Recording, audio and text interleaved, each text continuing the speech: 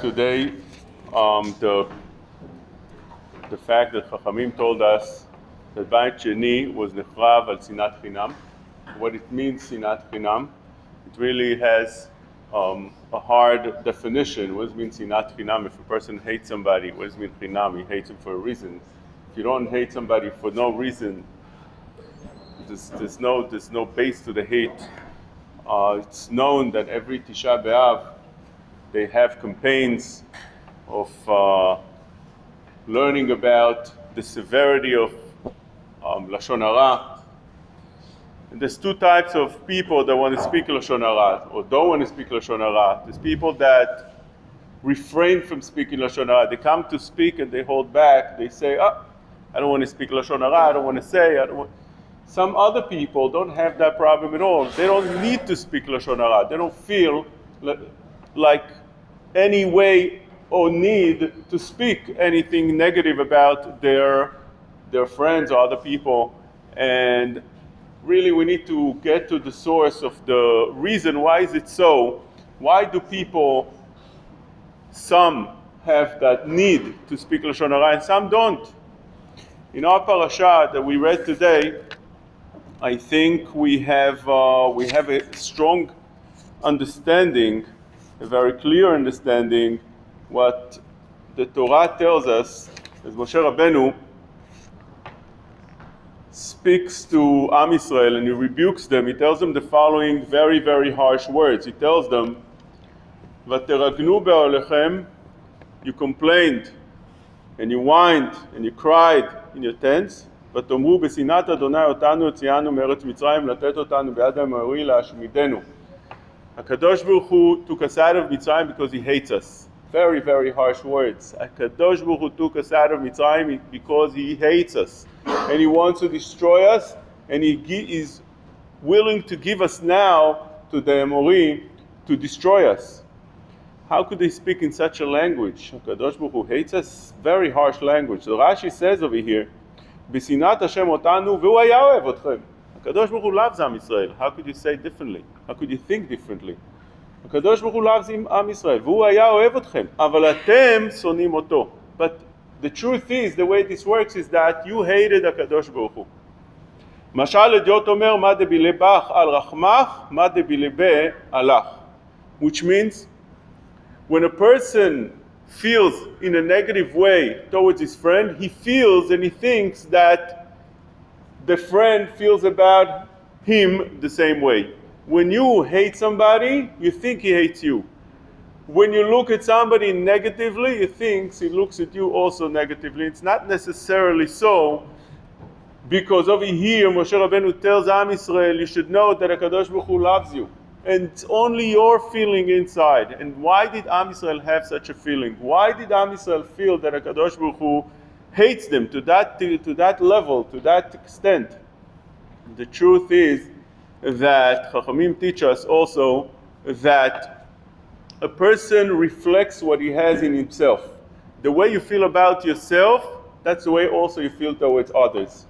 Which means, if a person feels that he's disappointed with himself, he'll see everything around him also disappointing. When a person hates himself, he'll feel that others hate him as well. He'll hate everybody as well surrounding him. When a person is content on the other hand with himself, he feels good about himself, so it's very easy for him to feel about others also very good. And I think this tells us and this teaches us the source of every midah that a person has.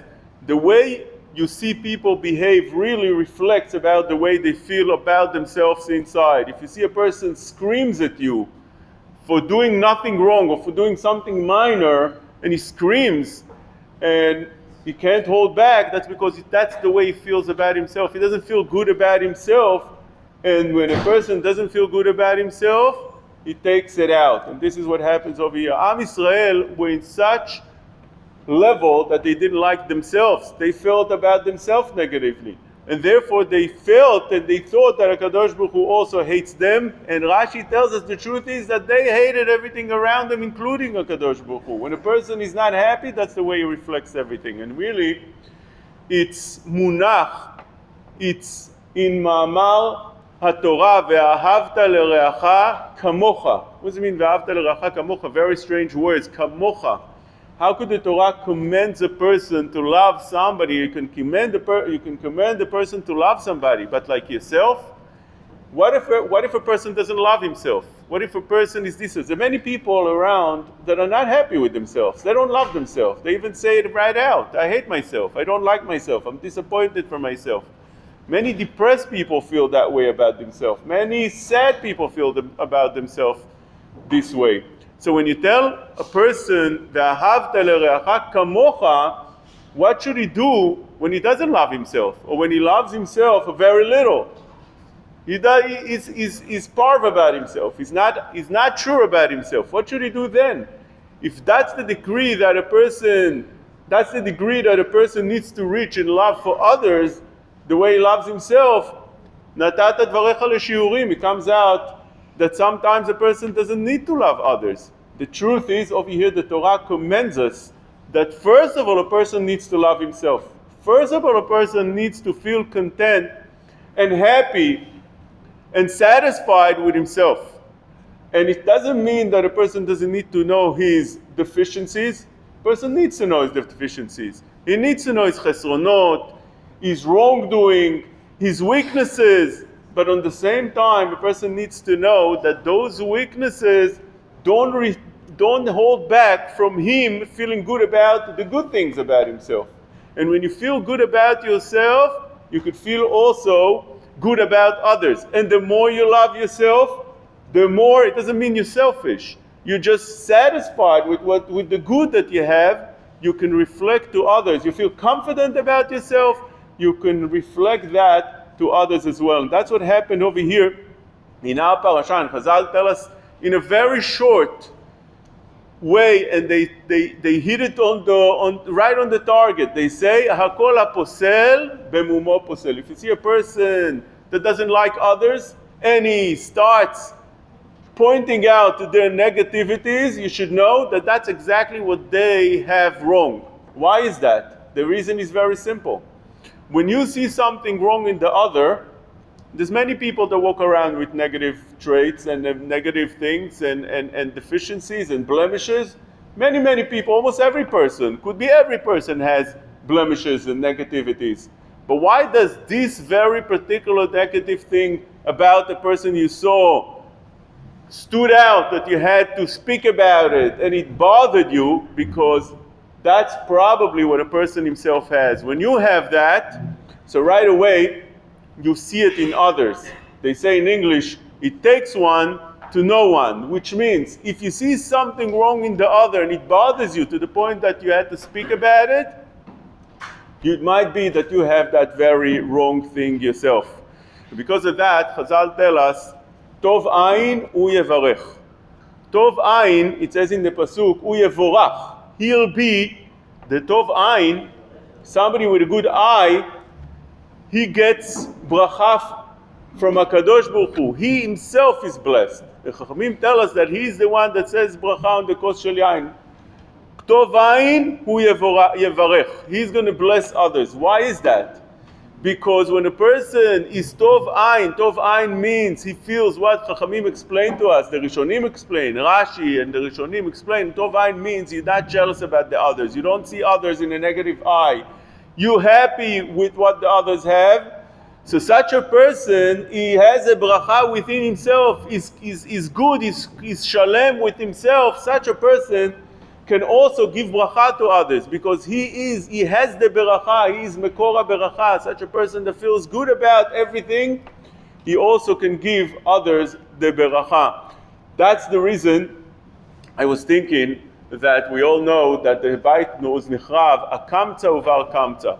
The story of Bar Kamta that came to the host and asked him and pleaded with him to stay in the party that he wasn't invited, and he was denied and he was thrown out of the party. In the end, he went out and he snitched to the government. He told them about the Jews. You should know. He told the king, the Caesar, he told him, you should know that if you bring a korban, you bring a sacrifice, the Jews are not going to take it. They don't respect you. And he told them, you know what? Why don't you try it out and you'll see. The Caesar sent the korban, and this Bar Kamsa made a blemish. Some say in the eye, some say in the lip. And this blemish, says the Gemara, is a blemish that Goim let go. It's not considered for them a blemish. And according to us, it's considered a blemish in a korban. You can't accept such a korban. And the Chachamim didn't accept it.